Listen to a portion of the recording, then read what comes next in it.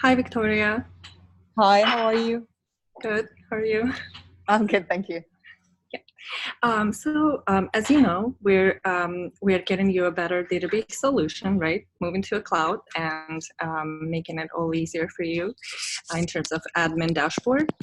So we finished that step of migrating the database to the cloud, but now that database does not come with like an admin interface, the one that you're using right now, like Microsoft Access. So we would have to build that one ourselves. So we're going to build you a custom one. And now, before starting doing that, we need to really kind of, again, maybe see your like workflow, how you onboard a student, how you handle payments, how you populate that like final form that you hand to a parent. So basically, we want to see all step by step, so that we can kind of replicate your workflow and maybe even making it better for the custom admin panel. Okay, sure. Would you like me to show you that now? Yeah, that'd be great. Yeah, sure. Odiela, can I take the laptop?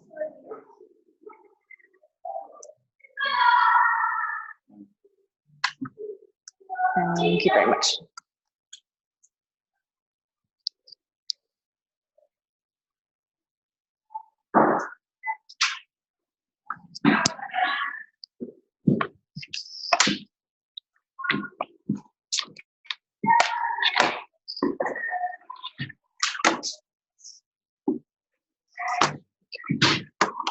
Oops. I also dropped a reminder of just like the questions to look at in the Zoom chat. Victoria. Is that from me? Oh, Yeah. sorry. Chat. Okay.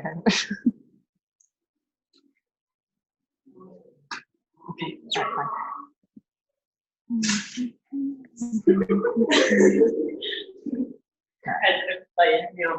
Okay. Can you see that? Okay. Yes. Okay, fine.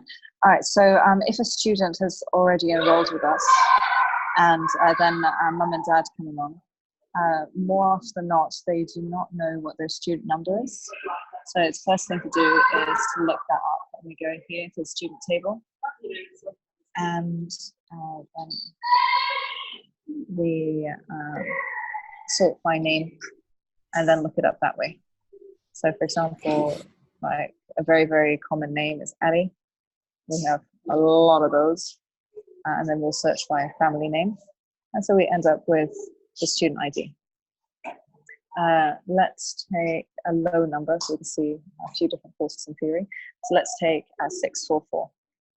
Then we go to student enrollment, and we go to 644, and then we can see all this information. Yeah. So we've got the student ID, his name. This is actually missing a lot of information. And the courses that he's taken. So this was back in the day when a course was only 1 month long instead of 3. That's why you can see he's got 2 and 3, and then I went to B, which is 1, 2, 3. This is the number of courses.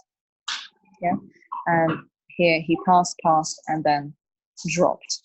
Drop means that he started and then somewhere said, I'm going to peace out for whatever reason. The other options that are here are confirmed, pass, no exam. No exam you'd find right at the end of the section when everyone's already done their final exam. And it means that they didn't show up on that day. We've actually never used incomplete. Fail, which is pretty self-explanatory. Transferred out means that they had originally agreed to the schedule, but then wanted a different day and time of the same level. So then they will transfer out.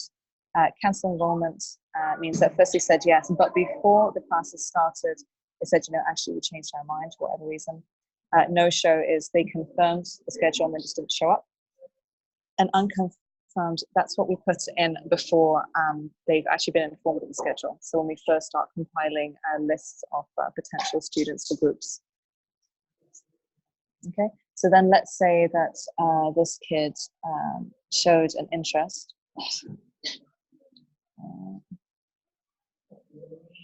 Then we would look on the course schedule, which either we can look at the printout or we can go to course information. So they dropped KB1B, so they would need the same. So then we'll go to KB1B. We've got two groups here. So we'll ask the parents, which one do you prefer? Then let's say they've chosen the Monday, Thursday one. So that means it will be 577. So go back here, we go 577, because they would be on the phone or in front of us. Then we would put in the date that they accepted the schedule, and then set confirmed, because they were able to choose their group. And then that would be done. Then when we need to go into, for example, the class records,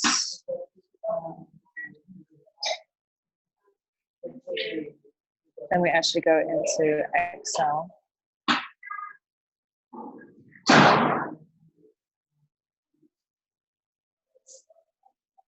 And then if, for example, it's 577 in, then this will be also filled in because it reads from Access. So we can see the level, the section, the teacher, days, time, start date, end date, how many are enrolled, and the room number. And then down the side, we have the pacing that keeps the teachers on track, not going too fast or too slow. And then the next sheet along will automatically generate the attendance list. So we just print that off and hand it to the teachers to fill in by hand, and we just keep it to one side. So each class, the teacher will have that ready to go. Then, as I said, you know, that was sort of the admin side of things. But then for the parents, we would come here and we would print this off straight away. Again, it reads straight from the system.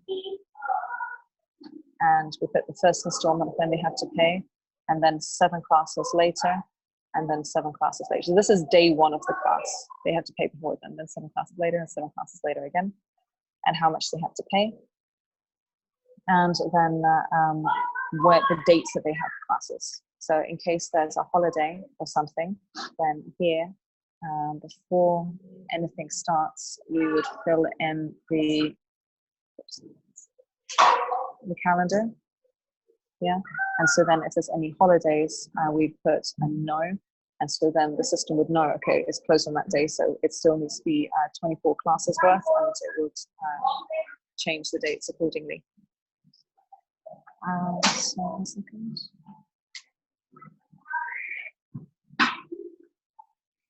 What was those question things? That was attending student. Oh yes, okay, new student. Okay, so a new student comes in, takes the written placement test and the oral test. We worked out exactly what level they are. Then we would go to student enrollment. Yeah, make a new sheet. The ID number would match the one at the bottom.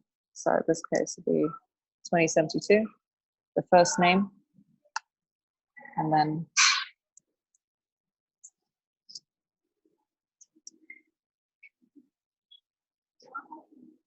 registration date would be today. Their CPR number. Gender, birth date, school name, school grade. When we update, it's like, for example, if students have been with us a very long time, then we need to have when the grade was updated last. Because, for example, if last year they were in year 5, we need to see they're in 6. This is significant for when a child is no longer in primary school. They go to intermediate or secondary school, because then the books change. And so we call the parents, okay, you know, they're in intermediate school now, so they'll be in, they won't be in the primary classes anymore with Kids Box, they will be with English in Mind. Home telephone, mobile, email, the address, preferred method of contact, and the placement test date, what kind of test was given. You see the options there. Kindergarten, primary grades 1 to 3, primary 4 to 6, or intermediate and above. And the overall, the speaking fluency, the speaking accuracy, listening, oral level, marked correct, total mark, and the level it will come to, and any notes. We use the notes particularly if someone can't read. Then we'll have the parents in front of us and show them the different options they've got for the schedule. And then we find the ID number either from the schedule that's in front of us, or again, we'll go to the course information. And so let's say someone was placed into English and Minds level 1A. We'll go down, English and Mind level 1A. We've got a few of those. So they can take their pick. Yeah, and we'll show them the different days and times that that's running. And then punch the numbers. So then let's say that they are going to be on Saturday and Tuesday at 7. So that's 545, student enrollment, 545. That all comes up. The first date should be the date that they are informed of the schedule and accept it. And because they're in front of us and they've already said yes, and we'll click confirmed. It's done. For billing, okay, so very frequently on the first day, they will pay for the first course, books, stationery, and registration. If they don't have that kind of money with them, then they'll just pay for registration, which is 5 dinars. So then we'll come here, fill out a manual receipt, give them 1 copy, and then we will fill this in as well.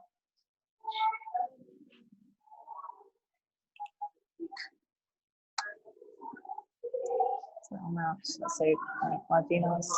Let's say it was received by me. In notes, we will still say what it says on it in case there's ever a data misentry. And then a student ID. Let's say it's ID 1610. The name will automatically come up.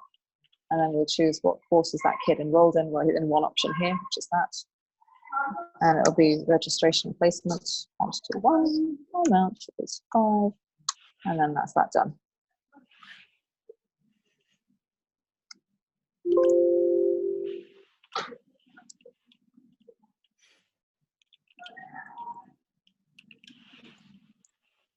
Okay.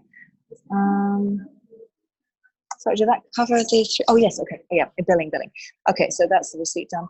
But when we sort of have a spare moment, then we need to invoice them, so that we can show, we can see when they're behind in their payments. So then if we use this one as an example, so here we have the student ID. The name of the student will come up automatically. Put in the course, the different things that this guy's had to pay for. So course 1, course 2, and course 3. Back in the day, it was less, it was 25, now it's 30. And a set of textbooks. And then that's the total. But also we need to put in the due date.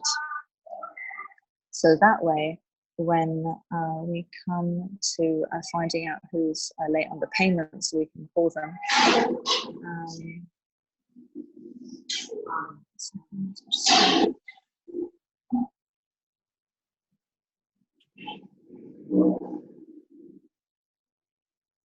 Sorry, 1 second. Wadia, what's the name of the query that shows you the unpaid? Oh, got it. Here we go. No, it's account balance. Yeah, and so then this will be generated from that, and so we can see how much is owed and the total outstanding amount. So Victoria, we definitely want to make it so you don't have to like ask around and for queries and all that in one place. Are there any other like instances like that you go through that where information should be in one place that it's not? Yeah, we keep on forgetting the name of the re-enrollment query. So let's say, for example, we've had a bunch of people cancel on a group. Then that group has sort of fallen below the minimum number of students for us to keep it running. So then we'll go here for the re-enrollment. Oh yeah, that's right, it didn't work last time. I'm going to try to show you guys. Hopefully it worked this time.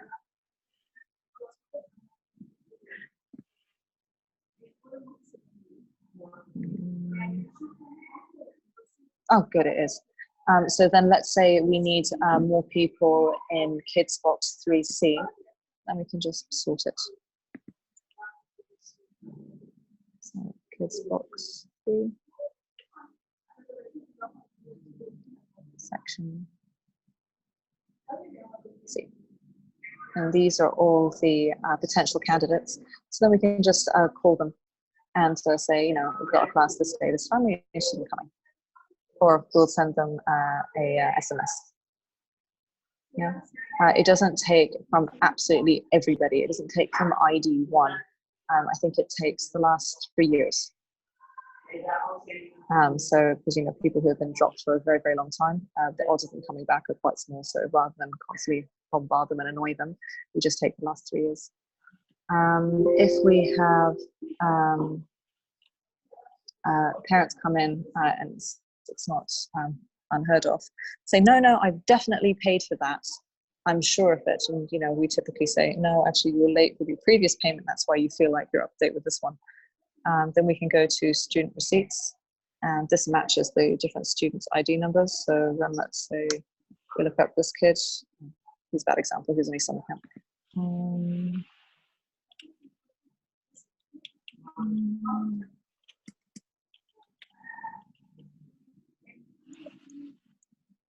Okay, here we go. So this person, this is what they've already paid for. Yeah, so we can tell them the receipt number and the date they paid last. Sometimes they ask, okay, can I see the physical receipts as well? It's not a problem, we can do that because we have the receipt number. Let's we just go grab the book and show them. Because, you know, very, very frequently they don't keep their own receipts, and we don't like to be snotty with people and say, well, you don't have a receipt then, you know, to keep you. You know, we'll show them our version so they feel appeased.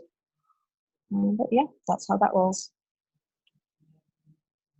Put in something. I'll just delete this. Anyway, any questions? Anything that you'd like me to go into a little bit more? Yeah, can we go over you said there are like a lot of queries, right, that you have in the sidebar? Correct. So which are the most important ones? Because I remember before you said there were only few that you're using. Can we go over them again? Sure. Okay, so let's just start at the top to make sure I don't forget anything. The account balances is very important, so we can keep up to date with people who are unpaid. Active students would be nice. Attending by term is nice. Birthdays is nice. Class call list is a good one to keep. Course date, section exam. Course information we use a lot because that's the one that gives us this. All the days and times, we can see how many are confirmed in that class, unconfirmed in that class, how many classes are completed. So for example, if we have some late joiners, you know, we can't just let them join whenever when it's only 3 months long. It's no use to them joining the last month of the 3-month course. Instead, we say, okay, we'll put you on a wait list and you can come next month. So that's why we look that up. And just very quickly, sorry, when you say unconfirmed, is it when you fill out the student enrollment, and once they decide on the course, right, there is an option to say either confirmed or unconfirmed? Or... Yeah. So what happens is, let's take something that's an A, bigger A. Okay, let's take this. Okay, so this is a large group. It's got 16 in it, and it's TB section A, which means they are new this term. Now, from this, we can assume that most of them are going to go on to section B. So they will finish the 3 months, they will take their exam. Most of them will pass the exam. And so just to sort of get ahead of our organizing, we will go to this form, course enrollment. Oh, yeah, here we are. And then we will make a new group. The group ID will match the one at the bottom. Yeah, the type is general.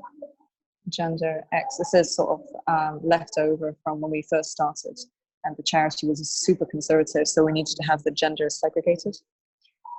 English level, so we said it was TB, and we're going to say TBB. So remember I showed you A, so let's say they finish A.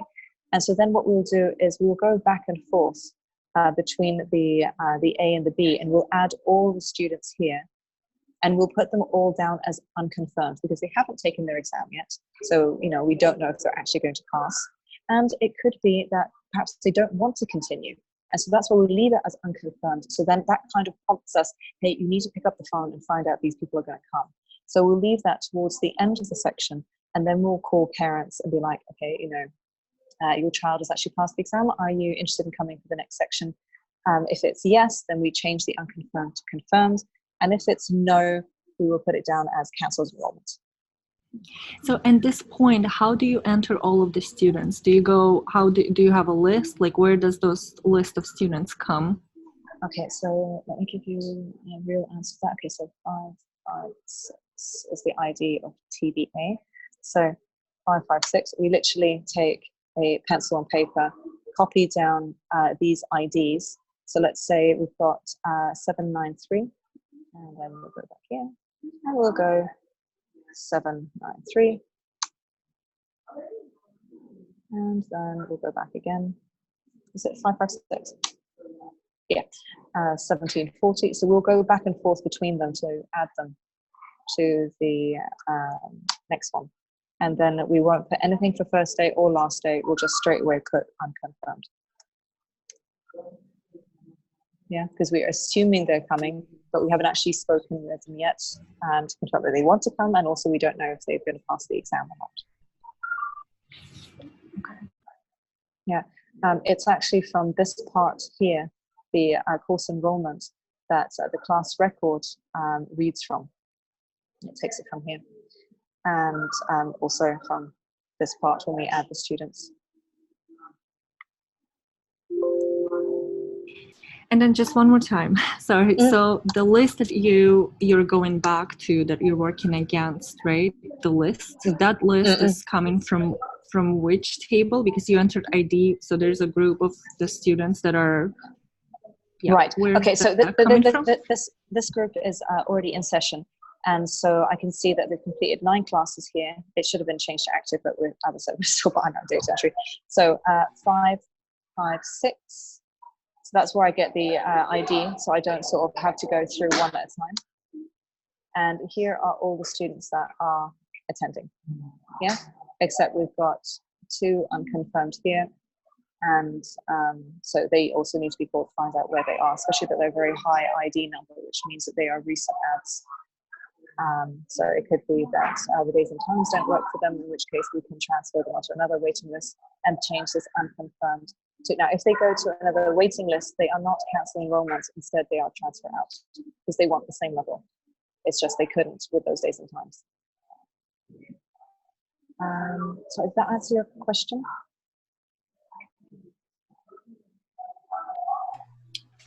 Do you think it would be helpful to see the forms she uses, or is it all in the database anyways? It's all in the database. I think you have a copy, right? Yeah, we do. Okay. And the forms you can find, I know you probably already know this, but in case you don't, they're all down here. Where whenever it's F something, it's a form. And how do you generate new student ID? So we go to student enrollment, and then we just click along in the records. So as we click on a new record, then whatever number is here down at the bottom, then we just put that up here, because that number and that number is matched. And that is number of student? Yes, that's right. Okay. Yeah.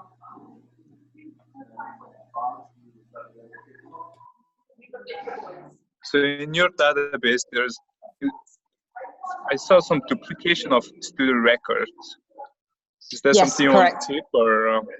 Okay, so basically that's happened when we've had old students drop out for a while and then they come back and then the parents think that they need to redo a registration form. And when we ask them, are you new? They say yes. And so we give them the form. And then when we actually do the data entry, particularly when we put in the CPR number, it will come up as it will ping. It will say, no, you can't add that CPR number again. But especially for the very, very old students, they don't always, okay, this one does, of course, just to prove me wrong. They don't always have the CPR number in the system. There we go. Yeah, so that's why it's possible that that would end up being a duplicate, because so many names repeat here. They're very, very common, even like several generations back, because the additional names follow the male lineage. So this is the student's name, that's his dad, that's his granddad, that's his great-granddad, and that's his great-great-granddad.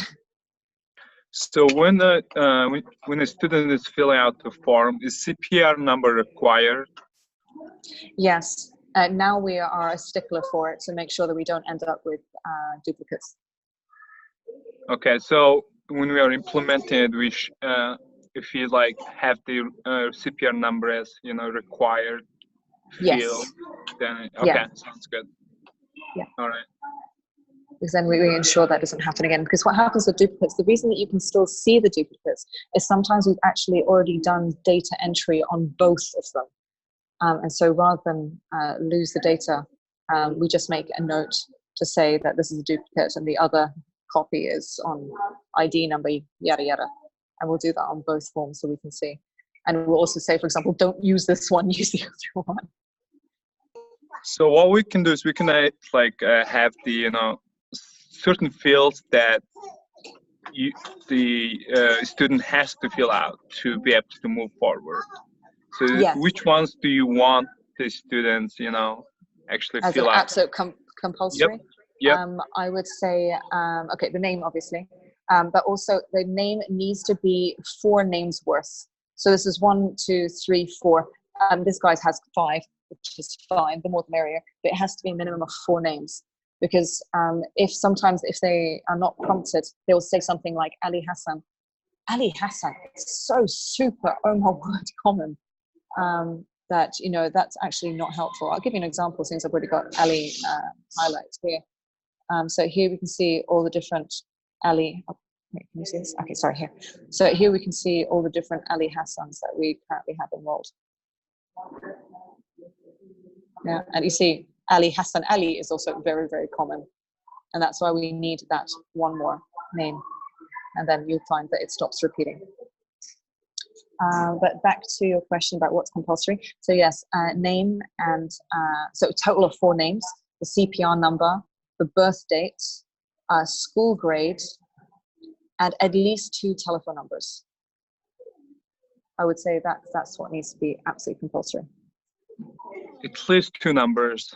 At least 2 numbers, yeah. Okay. I'll give you a prime example.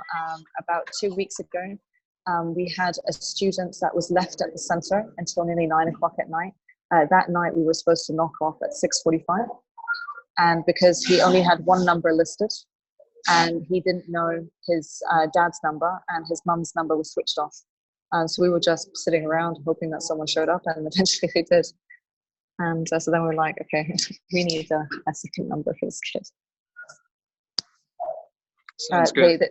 The reason that got missed is sometimes when we're very busy, we will hand the registration form to the parents and we don't check through it stringent enough.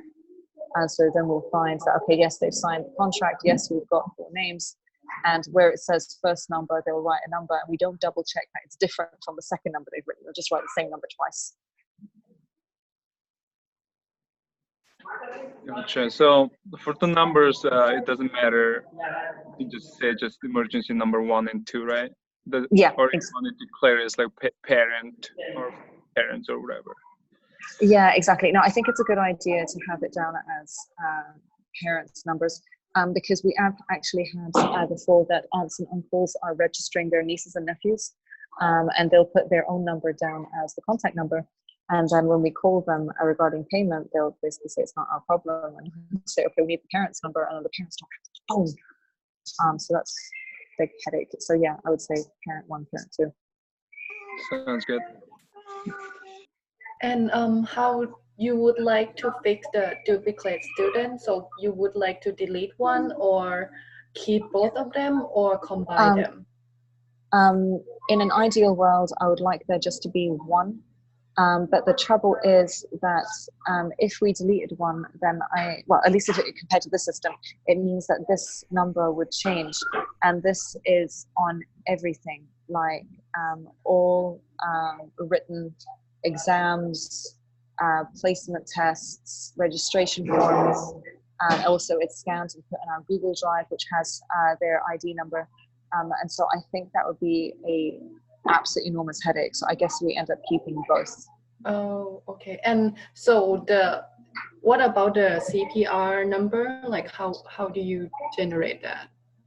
That is actually, it's their ID. It's their national ID number. Oh, okay, okay.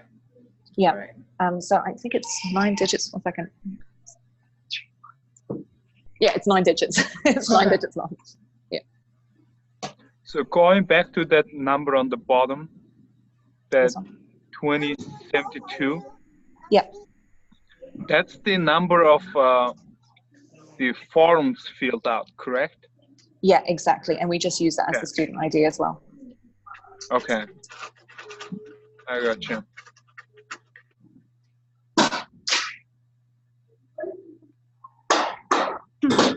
Hey, Victoria, can we, I was gonna ask, can we do what we just did for like the enrollment section for like the other most important sections? Because when we build this out, we want you to like test it out while we're making it. So like, can you show us the most important contents for like the other sections of data that you have? Oh, sure. Okay, so student receipts. This is what we use when, we want to see the invoicing and also what they've paid. So then the most important thing would be the student ID, the student name. Actually, I don't really need the rest because this other information I would actually look up on the student enrollment form. I wouldn't look it up here. Okay, perfect. Yeah. Oh no, actually, mobile. No, keep the mobile one. I was thinking, like, because when we generate that unpaid list, we actually go through one by one here to make sure there's not a data misentry before we pick up the phone and start bothering people. And so then admin will actually just call directly from, like, get the contact details directly from here. But we don't need the address. We just need the telephone number. So telephone number, CPR number, student ID, name, and that will do. And for course enrollment, do you guys need me to show how I schedule courses? Like actually make it. Sorry, go ahead. So as in, okay, so this is the TBA that we were talking about earlier. And so then the course ID is a must. The type, the gender is actually not important because everything is both genders now. We don't segregate anymore. The level, section is important. The status, the group age range is important. The term, the days, start, end time, room, and teacher is important. The hourly rate is not. I have a separate thing for that. And yeah, then this would come up. Oh yes, I was talking about how I actually schedule a course. So I need to schedule the course so that the system knows when the start date and when the end date is. I don't do that manually. I just put the start date in. And also I need it to be able to generate, sorry, I'm not very PC savvy. Oh, no.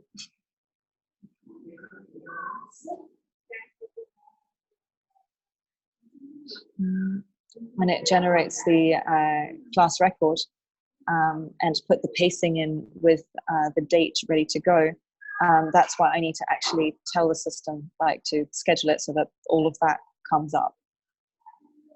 And also the same thing makes this a reality. This is what we print out and give to the parents. And you'll see here that we don't bother with the student name. We just look up the group. Because sometimes if a student has just registered and we get super busy, we don't have time to do the data entry to get their name to pop up here. So we just, we already told the parents what the schedule is. So that's why we can find out what the group ID number is. Then we just punch the ID numbers and this come up. And then we'll just give it to them and be like, okay, this one is for, your son, Ahmed. Yeah. And to get all of this, it has to be scheduled in the system first. And I do that. So if I know it's a teenage class, it'll go to schedule meetings, intermediate and secondary. I need the course ID. Let's say it's one of those. Let's say the start date is tomorrow, so the 16th. Oops. And so tomorrow's Wednesday, so then it'll be a Sunday, Wednesday class. How many meetings do I want? I want a total of 24 meetings. And then I just press schedule, and then all the other stuff automatically happens. And this is also significant for the student attendance.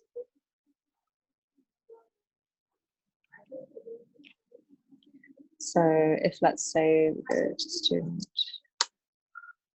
the student ID. So this is Sayed Ali. Just a little heads up, Sayed is not technically a name. It's actually a title. It literally means Mr., but it's only people that are from the Prophet Muhammad's lineage that have the name Sayyid.